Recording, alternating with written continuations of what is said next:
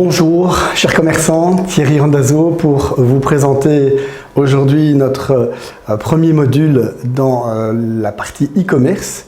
Alors pour cette partie e-commerce, on va démarrer tout simplement par une définition. C'est quoi l'e-commerce? C'est quoi l'e-business? Et donc l'e-business et l'e-commerce désignent l'utilisation des technologies de l'information et de la communication pour faire du commerce ou des affaires. Et donc, c'est vraiment comme à l'identique dans votre commerce classique. L'e-commerce consiste finalement à d'abord comprendre les besoins des clients, ensuite comprendre la concurrence, parce que forcément vous n'êtes pas seul sur ce marché, comprendre aussi comment développer une offre compétitive qui répond aux exigences de quantité, de qualité, de temps, de coût. Tous ces facteurs rentrent évidemment en ligne de compte.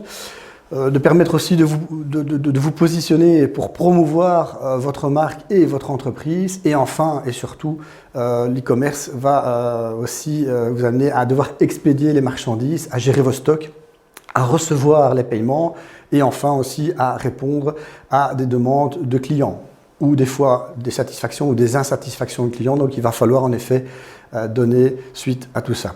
Alors ensuite, la première erreur à ne pas faire, c'est de mettre la charrue avant les bœufs. Vous avez déjà entendu ce vieux proverbe. Et donc, évidemment, il est très important, avant de concevoir son e-shop, il faut d'abord définir sa stratégie. Et donc, il y aura évidemment d'autres modules qui seront aussi consacrés à la stratégie marketing, celle-ci étant vraiment une introduction. Donc, première chose, il faut en effet définir sa stratégie. Deuxième chose, concevoir ou faire concevoir un e-shop, un e-commerce. Et ensuite, troisième chose, s'organiser pour bien servir. D'accord? Donc, il est important que vous soyez vraiment bien organisé pour apporter un service de qualité à vos clients, quoi. Alors, comment se lancer? Tous les aspects pour bien se préparer. Comme on l'a dit tout d'abord, il y a un premier point, c'est se positionner sur ce marché. D'accord? Alors indirectement, vous allez vous positionner, mais à un moment donné, il faudra établir une stratégie pour vraiment être performant avec votre e-commerce, quoi. Et donc très clairement, avec des professionnels du secteur, il va falloir réfléchir à la définition de votre stratégie e-marketing. Ensuite, et comme je vous l'ai expliqué, faire concevoir son e-shop avec forcément son tunnel ou son funnel, on appelle ça tunnel de vente, on le verra par la suite aussi, pour vraiment arriver à amener le client à faire son achat, son click to action comme on dit, quoi. Et en fait, la troisième partie, ce sera donc de s'organiser pour servir. Alors, dans la partie, je dirais, définir votre stratégie marketing, il est important que vous puissiez attirer des visiteurs, d'accord? Une fois que vous aurez attiré ces visiteurs, il faudra en effet les fidéliser votre clientèle. Dans la conception de votre e-shop, il faudra bien évidemment, comme dans votre point de vente classique, séduire vos clients. Et donc, il va falloir aussi rassurer et convaincre. Pourquoi? Parce que vous êtes en e-commerce, donc vous êtes dans une relation, on va dire, digitale, qui ne permet pas toujours d'avoir un humain derrière un autre humain ou face à un humain. Et donc, très clairement, il va falloir en tout cas rassurer et convaincre vos clients, quoi. Alors, évidemment, pour s'organiser, pour servir, il aura fallu que le client ait payé, donc il va falloir encaisser cet argent-là et il va surtout falloir assurer un suivi, une livraison de qualité, voire un SAV, un service après-vente, quoi. D'accord? Alors, dans la définition de sa stratégie en ligne, il y a ce que j'appellerais la stratégie globale. Donc on voit sur le haut de cette pyramide renversée, la stratégie globale, c'est se dire finalement, comme pour votre point de vente, quel est le business model que vous allez mettre en place pour être impactant, performant sur votre marché, quoi. Et aussi, quels sont les axes de différenciation, ok? Vous avez différents sites internet qui se différencient les uns des autres par différentes façons, on va le voir aussi. Et donc, il va falloir aussi ce qu'on appelle une proposition de valeur, amener une proposition de valeur sur votre marché. Ça, c'est ce qui vraiment touche la stratégie globale. Alors ensuite, on a la stratégie commerciale. Donc, c'est vraiment les ventes que vous allez faire soit en direct ou de façon indirecte. Alors, de façon indirecte, vous pourriez être hébergé, par exemple, sur un marketplace. J'y reviendrai sur cette définition du marketplace, via des resellers, donc des revendeurs, ou éventuellement, carrément vous qui allez être acteur de votre site online, de votre site e-commerce, en direct avec votre e-shop, d'accord?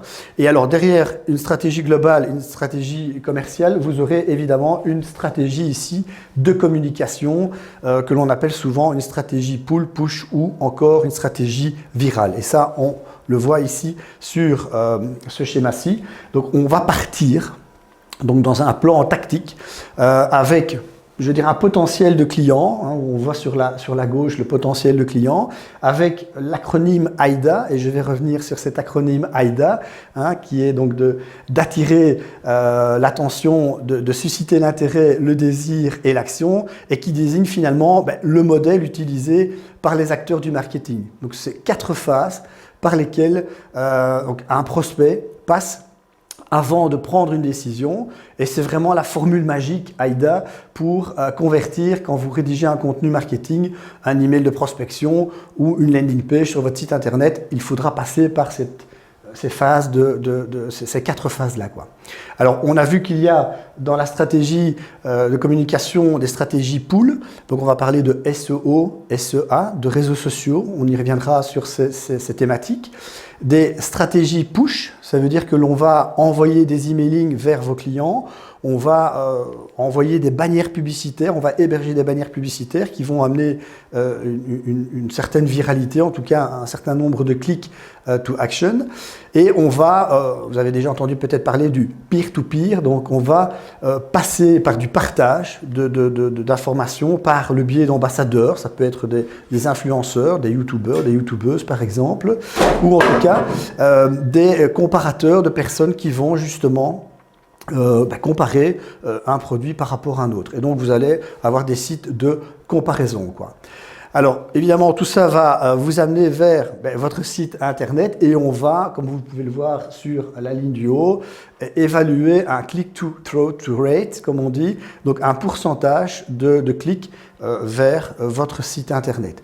Et évidemment, tout ça va vous amener ce qu'on appelle un CAC, un coût d'acquisition client, qui va vous permettre de savoir si, oui ou non, vous êtes dans le bon dans le fait d'acquérir de nouveaux clients sur votre site internet, quoi. Alors, je reviens un petit peu sur cette définition AIDA. Donc, c'est un petit peu une technique de séduction. En quelque sorte, avant de conclure, vous devez d'abord attirer l'attention, susciter l'intérêt et le désir, et ensuite passer à l'action. Mais finalement, dans le commerce et dans l'e-commerce, ce sera dans cette même réflexion, dans cette même logique. Et donc, on va passer par le biais de l'e-marketing, hein, l'outil e-marketing qui va permettre, via votre adresse URL par exemple, donc votre 3xW avec votre nom commercial.be.com par exemple, on va attirer l'attention sur votre site internet.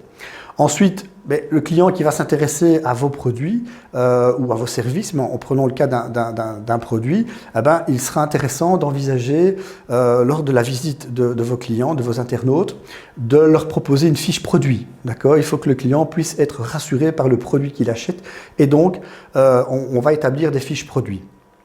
À ce moment-là, évidemment, votre client n'est pas encore client. On est bien d'accord, il est dans une phase de prospection, d'attention, d'intérêt sur votre produit. Et il va, à un moment donné, passer à l'action en disant « Tiens, je désire acheter cet article et donc je vais le mettre dans mon panier, dans mon caddie. » Et là, c'est ce qu'on appelle un lead commercial.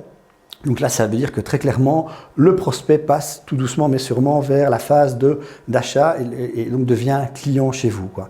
Et lors de la validation de la commande, une fois que ce sera payé, en effet, vous avez acquis un client, un nouveau client, et il y aura évidemment toute une formule, toute une série, on va dire, de produits ou de services qu'il faudra proposer à votre client pour qu'il vienne racheter de nouveau sur votre site internet, ce qu'on appelle la fidélisation clientèle, quoi. Ça va ? Alors, on parlait tout à l'heure des différents axes de différenciation. Vous pouvez vous différencier, par exemple, par rapport au prix. On sait qu'il y a des acteurs low cost. Hein, au niveau de la transport aérien, on a Ryanair pour ne pas le citer. Au niveau vêtements, vous avez par exemple des marques comme Primark qui ont une politique de bas prix. Dans la grande distribution, vous avez des hard discounters comme Colruyt, comme Aldi, Lidl. Et donc, vous, tout comme ces acteurs-là, allez devoir peut-être vous positionner sur un prix. Alors, certains vont chasser le prix bas et d'autres veulent évidemment faire de bonnes affaires, quoi. Vous pouvez aussi vous différencier par le service et l'ambiance que vous allez amener sur votre site internet, une atmosphère d'achat, un esprit de communauté, quelque chose vraiment de personnalisé par rapport au public que vous aurez ciblé, quoi. Aussi la simplicité de commande, hein, comme je dis toujours, faciliter l'achat des clients, surtout quand ils sont à distance derrière une tablette, un smartphone ou un PC. Et surtout une rapidité de livraison pour qu'ils puissent profiter de l'achat qu'ils viennent acheter sur votre site. Avec derrière toujours un service après-vente. Donc je dirais que ce service, cette ambiance-là, on doit le ressentir sur votre site internet. Un autre axe de différenciation, c'est la partie offre, assortiment. Donc en quoi vous êtes spécialiste? Est-ce que vous êtes généraliste ou plutôt spécialisé dans un domaine?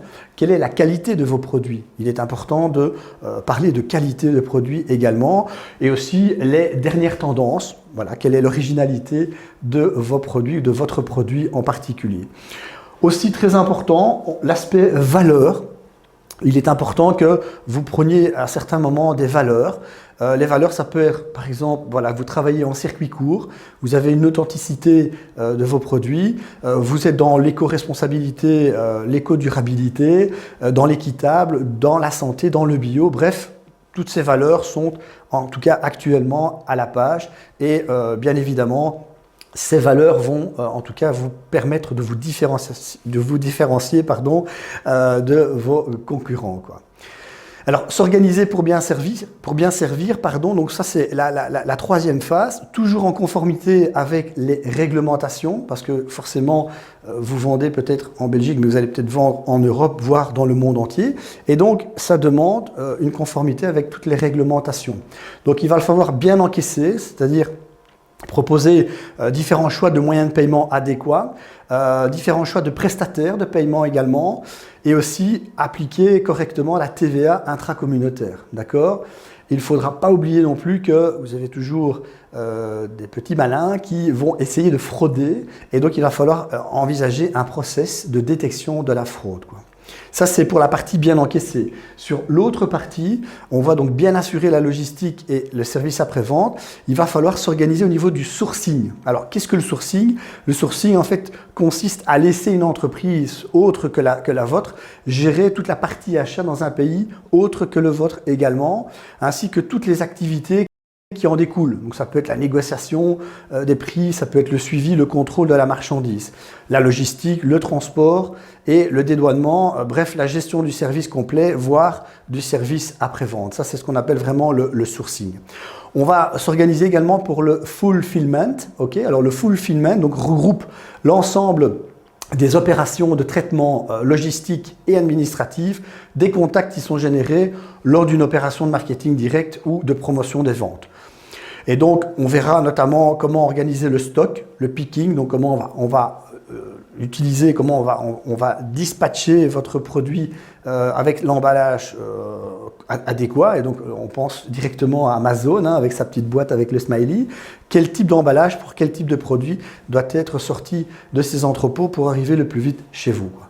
Alors, pour assurer la logistique et le service après-vente, il y aura évidemment des choix de mode de livraison et forcément de prestataires. Vous avez différents prestataires, hein, UPS, DHL, Bipost, j'en passe et des meilleurs. Et donc, vous avez évidemment le choix et une négociation à effectuer avec eux. N'oubliez pas aussi que c'est bien de vendre, mais il faut pouvoir aussi organiser les retours. Et donc ça, c'est très important. Hein. Si je prends un exemple chez Zalando ou Zalando Lounge, la possibilité d'avoir un retour gratuit. Okay ? Et alors forcément, s'il y a des problèmes, au niveau questions, au niveau des garanties, il faut pouvoir organiser également le service après-vente, quoi. Alors, les différents moyens de paiement électronique sont ceux qui sont présentés ici sur un e-shop. Alors, vous avez tous les paiements en direct, donc sur la partie là-bas donc de gauche. En direct, ben, vous avez forcément les paiements classiques, les cartes de crédit Visa, Mastercard, American Express. Vous avez les cartes de débit, donc comme Maestro. Vous avez tout ce qui est système SEPA, qui sont des virements ou des systèmes pré-remplis avec des prélèvements. Et ensuite, vous avez donc PayPal également, PaySafeCard, voire éventuellement des paiements avec un QR code que vous pouvez scanner via votre smartphone ou via une tablette, quoi. Ça, c'est pour la partie directe. Et alors, vous avez ici sur l'autre partie, donc sur la partie donc indirecte, là, vous avez à ce moment-là, donc paiement à la livraison, virement bancaire lors de la commande ou encore des paiements à la facture. Donc, vous voyez qu'il y a différentes possibilités justement pour pouvoir effectuer donc ces paiements électroniques sur votre e-commerce, quoi. Alors, très important, soignez la logistique, d'accord? Encore une fois, vous verrez que la facilité de vendre est peut-être assez aisée, mais il est très important que vous ayez un bon approvisionnement, un bon fulfillment, avec des respects de livraison, deadline de livraison, avec éventuellement une politique de retour ou pas. Alors, pour vendre en ligne, il y a vraiment deux stratégies possibles. Soit vous avez vendre via un autre site, ce qu'on appelle donc un marketplace, une place de marché en français. Alors vous avez tout au-dessus, voilà, vous avez un petit palmarès. Hein, Amazon reste le meilleur marketplace sur le marché, suivi notamment en France de Cdiscount. Et ensuite, vous avez un troisième qui est la Fnac, qui sont donc trois marketplaces assez importants, des acteurs assez importants sur ce marché-là. Vous avez évidemment les réseaux sociaux, d'accord, ou encore vendre via d'autres revendeurs. Donc ça, c'est la possibilité, une première possibilité, une première stratégie. Et enfin, vous avez ici donc la possibilité de vendre sur votre propre site internet avec votre propre nom de domaine. Alors, il va falloir opérer le choix d'une plateforme technique. Alors, pas forcément besoin d'investir des sommes énormes. On peut démarrer avec des marketplaces, hein, place de marché, mais attention évidemment, mais il y a évidemment des commissions à rétribuer à ces acteurs sur les marketplaces, quoi. Vous avez des plateformes mutualisées comme Oxatis, EasyShop ou encore Shopify qui est relativement connu. Ou alors, vous devez aussi bien tenir compte à l'amont de vos besoins, mais de différents sites qui doivent être déclinés en différentes langues. On est en Belgique avec 3 communautés et donc forcément on devra envisager la langue française, la langue néerlandaise et la langue germanophone. Donc le format de présentation des fiches produits, donc tout ça va devoir être évidemment traduit dans les langues vers les pays vers lesquels vous allez vendre. Il y aura donc un tunnel de commande et il va falloir évidemment, en amont de vos besoins, réfléchir à un cahier des charges avant de consulter ce marché, quoi. Alors très important aussi, vous savez qu'il y a beaucoup d'acteurs sur le marché, donc des agences de communication, des agences digitales. Donc faites jouer la concurrence entre les agences, un petit peu comme quand vous allez chercher, je veux dire, un produit financier à travers une banque. Vous avez besoin de pouvoir justement un petit peu faire cette concurrence, jouer cette concurrence pour voir quel est le meilleur prix qui vous est proposé. Donc attention aux coûts cachés également. On peut des fois vous vendre une solution clé sur porte standard et puis après viennent se rajouter des frais supplémentaires. Donc attention aux coûts cachés, aux coûts de maintenance également ou éventuellement à des rétrocommissions parce que forcément si vous passez via, toutes ces personnes au passage prendront légitimement une commission, quoi. Et alors, aussi très important, exiger la cession des droits intellectuels. Soyez propriétaire de votre site internet et ne faites pas comme certains commerçants qui malheureusement sont passés par des systèmes mutualisés et où finalement vous n'avez pas les droits d'exploitation de votre site internet ni les droits intellectuels, quoi. Alors, veillez à la qualité des photos, c'est très important, hein. Vous voyez qu'il y a quelques matériels qui sont à disposition avec des box qui sont toutes faites avec une certaine luminosité pour justement mettre en valeur un certain produit. Mais vous pouvez en effet démarrer avec un bon smartphone qui a une bonne résolution d'image pour pouvoir avoir un maximum de pixels et pour pouvoir utiliser ces images finalement sur un photomontage ou sur une vidéo, quoi. Ensuite, comme vous pouvez le voir ici sur cette image, il n'y a rien de pire que d'avoir un rayon avec plein de caddies vides. Donc même chose aussi au niveau de l'e-commerce, évitez les abandons de panier. Là, c'est très important parce que si les gens ne passent pas à l'action à un moment donné, c'est qu'il y a un problème quelque part. Il va falloir le savoir. Donc il va falloir en tout cas lever ce qu'on appelle la méfiance et il va falloir notamment informer sur qui vous êtes, d'accord? Des fiches produits qui soient vraiment bien détaillées, avec le prix, mais des prix sans supplément. Également, sécurité de données personnelles et de paiement. Donc, il y a toujours des conditions générales de vente qui doivent apparaître sur votre site internet. Donc, très important également de ne pas oublier ces conditions générales de vente. Des moyens de paiement et des moyens de livraison qui sont annoncés. Et encore une fois, les moyens de paiement, on les a vus, les grands classiques, ça rassure aussi votre acheteur, quoi. Et enfin, aussi des informations sur le service après-vente. Quelles sont les garanties, quels sont les droits de rétractation si finalement vous ne souhaitez plus acheter le produit que vous avez commandé, quoi. Alors, dans les différentes méthodes d'e-marketing, vous avez ici trois grandes méthodes. La première est la technique du pull, c'est-à-dire de la tactique de placement. Donc, on va placer votre produit ou vos services à travers donc, des mots-clés et on va appeler ça donc, du référencement naturel, autrement appelé en anglais SEO, donc Search Engine Optimization. Et donc, on va utiliser différents mots-clés qui vont vous permettre de remonter dans le ranking d'un moteur de recherche comme Google, Bing ou Yahoo par exemple. Ensuite, vous pouvez très rapidement être tout au-dessus de la première page. Il faut être sur la première page par du SEA, donc du Search Engine Advertising, c'est-à-dire du référencement sponsorisé, de la publicité en quelque sorte. Voire d'autres alternatives à Google que l'on verra justement dans les prochains modules. La deuxième tactique, c'est la tactique du push, c'est la tactique de mémorisation. Ça veut dire que, comme en TV ou en radio, au plus on va entendre ou voir un message, au plus ça va rentrer dans votre conscient, voire votre inconscient, voire les deux.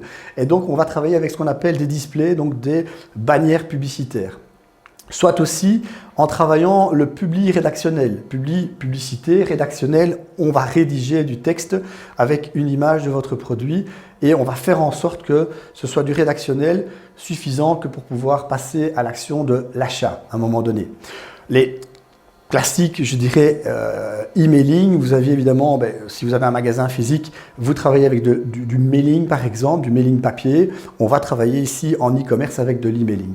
Et enfin, on a la dernière colonne ici, donc ça c'est tout l'aspect viral en peer-to-peer, ce sont des tactiques de conversion.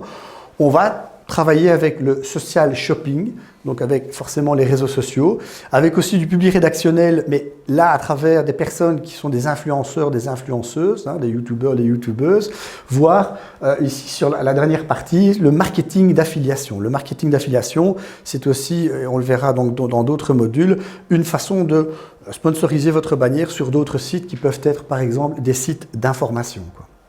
Alors bien évidemment, votre site internet, il va falloir analyser toutes ces données et donc ces données vont être analysées par, on va dire, deux grands acteurs au niveau des outils qui sont Google Analytics et Facebook Analytics. Google Analytics, c'est donc un service gratuit de web qui est un service donc d'analyse qui est proposé par Google et sa gratuité et ses richesses fonctionnelles font que c'est vraiment l'outil de web analytique qui est le plus utilisé sur le marché. Aussi bien par des sites personnels que des petites entreprises, que par des grandes sociétés. Donc Google Analytics reste vraiment un acteur important et vous voyez qu'il y a plein de données et c'est encore une agence de communication qui pourra vous aider à comprendre ces chiffres et à extrapoler ces chiffres. Facebook Analytics également vous permet de développer la notoriété de votre marque, de communiquer avec vos clients ou prospects, ou en tout cas inciter vos abonnés à interréagir avec votre produit. Et donc les médias sociaux sont vraiment très utiles à l'heure d'aujourd'hui pour mettre votre entreprise ou votre marque en relation avec son public. Alors évidemment, je peux comprendre que dans l'assemblée, il y a peut-être des réticences à se lancer sur le net et de lancer son e-commerce. Et donc, il y a toujours un peu cet esprit commerce de détail versus e-commerce. Alors, j'ai ici en deux parties détaillées sur et aussi répondre à certaines questions qui nous sont souvent posées. C'est comment séduire finalement les clients dans mon magasin, dans mon site e-commerce. Dans votre commerce physique, comme on peut le voir sur la partie de gauche, en montrant le produit, en le faisant essayer, en le testant. Ça, c'est la meilleure façon. Alors, en le faisant essayer ou en le faisant sentir. Si vous vendez des produits de bouche, par exemple, un vin, une salaison, on a toujours envie de goûter ce produit, de le sentir, quoi.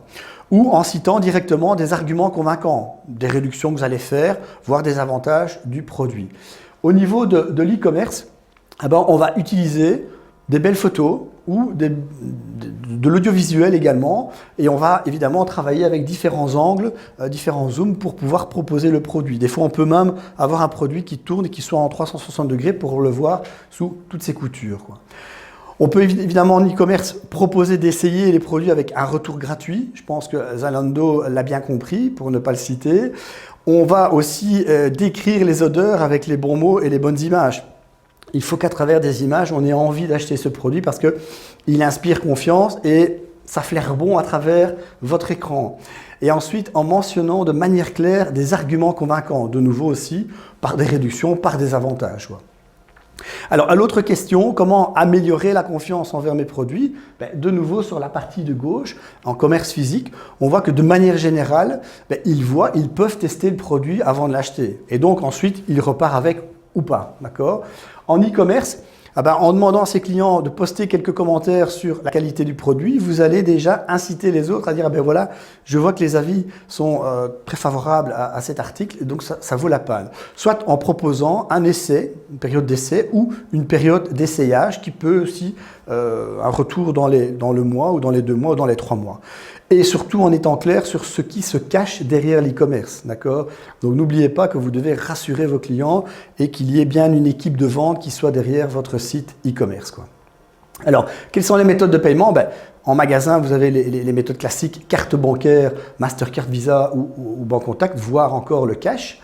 Et bien évidemment, en e-commerce, ça peut être par carte bancaire aussi, par Mastercard, Visa, Bancontact, ou éventuellement via les portefeuilles virtuels que sont PayPal, Apple Pay, Google Play par exemple, voire encore par virement bancaire, voire peut-être par cash à la livraison. Et donc là, c'est le cas notamment en Italie. Une fois qu'on vient vous livrer, vous payez alors à ce moment-là, quoi. Autre question, où et comment stocker mes produits? Forcément, dans un magasin physique, et j'espère que vous avez assez d'espace de stockage, dans votre magasin, soit en alignant vos produits dans le magasin, soit en ayant une réserve derrière qui soit suffisamment grande pour gérer votre stock. Voire éventuellement chez un fournisseur qui va expédier cette marchandise au magasin. Alors en e-commerce, ça peut être dans votre propre espace de stockage, encore faut-il voir quelle est la surface, le volume que vous avez. Dans un espace de stockage qui peut être loué auprès d'une société de fulfillment, donc on l'a vu donc par exemple différents acteurs comme Amazon ou Seven Senders qui utilisent des plateformes pour pouvoir dispatcher les différents produits, mais qui sont stockés chez les fournisseurs en particulier, ou carrément chez votre fournisseur qui peut expédier directement la marchandise au client. Quand vous commandez par exemple sur Zalando, vous achetez une certaine marque, Superdry, Gestar, la marque peut vous envoyer directement ce produit sans passer par la case Zalando, donc en vous livrant en direct, quoi. Alors, comment livrer mes produits? Généralement, dans un commerce physique, on ne livre pas. Je veux dire, le client repart directement avec vos achats. Par contre, en e-commerce, on peut livrer soit à votre domicile, soit à votre bureau, soit encore dans un point relais, soit encore dans un endroit de collecte en dépôt. Vous avez Mondial Relais, par exemple, pour ne citer que, par exemple, mais aussi des livraisons dans un espace qui s'appelle une consigne, ce qui est fort fréquent, notamment en Allemagne, quoi. Et donc, je vais juste rappeler en e-commerce quelles sont la différence entre les mythes et la réalité. Mais les mythes, souvent, quand on dit qu'on fait de l'e-commerce, c'est vraiment le job en or, facile de devenir millionnaire sans avoir au départ un sou dans sa poche. Non, non, au contraire, constat de terrain et les recommandations à vous donner, c'est que vous devez consacrer un capital suffisant. Un autre mythe, c'est comme gérer une boutique physique finalement, mais c'est sans les inconvénients. Non, vous allez devoir veiller à la qualité de votre service après commande et au respect des réglementations en vigueur dans le pays dans lequel vous allez vendre. Troisième mythe, c'est peinard, ça prend un peu de temps à être lancé et puis ça tourne seul. Non, vous allez devoir vraiment y consacrer du temps, suffisamment de temps en tout cas pour que ce soit rentable. Quatrième mythe, c'est choisir la bonne plateforme technique. Il va falloir en effet identifier les fonctionnalités utiles pour pouvoir intégrer votre système de vente dans un process interne. Le cinquième mythe, c'est avoir le design qui déchire. Là, vous allez devoir soigner avant toutes les photos et faire en sorte que les photos, l'audiovisuel soit vraiment très pro et que ce soit aussi très ergonomique, qu'on puisse consulter facilement les images et les vidéos. C'est quelques trucs sur les réseaux sociaux qui peuvent te refiler des jeunes, mais en réalité, la réussite ne dépend pas des trucs secrets. Il faut vraiment, au contraire, être dans un processus permanent d'amélioration, encore une fois, vers vos différents types de clientèle. Donc, il va falloir tester, analyser et à un certain moment aussi rectifier le tir, quoi. Et enfin, un septième mythe, c'est faire comme finalement Zalando, Amazon ou Pixmania. Mais croyez-moi qu'il y a encore beaucoup d'autres opportunités en B2B, en business to business, quoi. Voilà, je vous remercie pour votre attention et je vous donne rendez-vous pour un prochain module. À bientôt!